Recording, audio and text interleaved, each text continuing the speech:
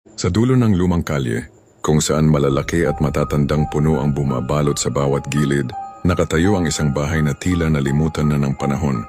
Madilim ang mga bintana nito at ang bakuran ay napuno ng naglalakihang damo, senyales na matagal nang walang nakatira.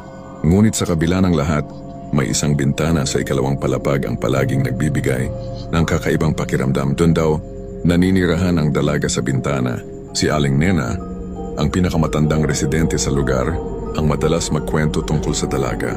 Ayon sa kanya, ang dalagang iyon ay si Elena at noong kabataan pa niya, nakikita niya itong nakatayo sa bintanang iyon tuwing hating gabi. Hindi raw ito gumagalaw, nakatingin lang sa kawalan, at ang kutis nito ay singputla ng buwan.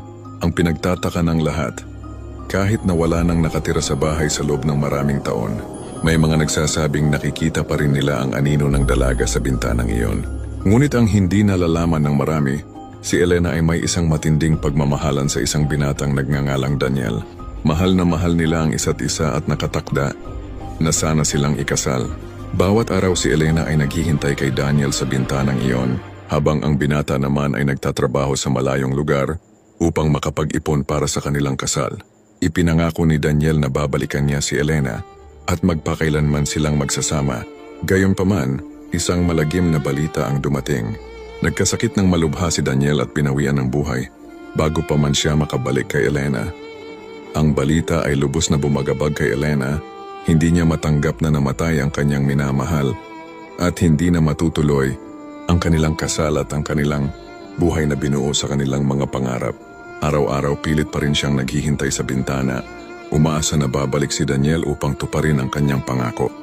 Hindi niya alam na wala na si Daniel sa mundong ibabaw.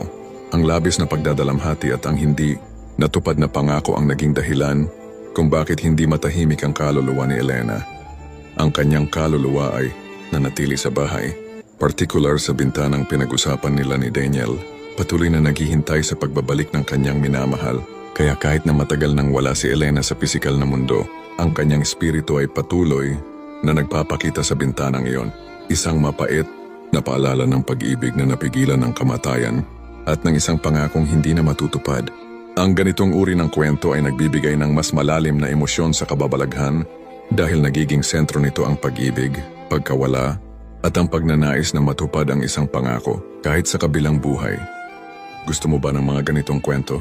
Halika at magsubaybay sa akin at sa susunod na kwentong kababalaghan.